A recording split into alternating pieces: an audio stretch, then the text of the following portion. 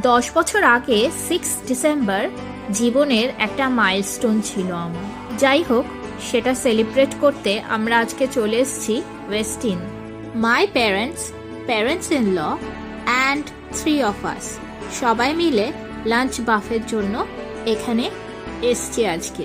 লাঞ্চে এলাহি মেনু ছিল, থাই কারি বার থেকে গ্রিল বার ওয়েস্টিনের ফেমাস।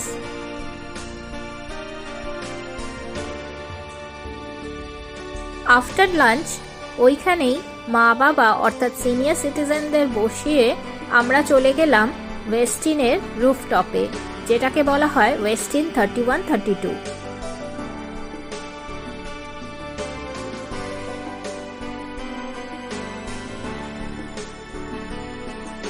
এখান থেকে সবাই মিলে 3rd ফ্লোর পুল সাইডে গেলাম।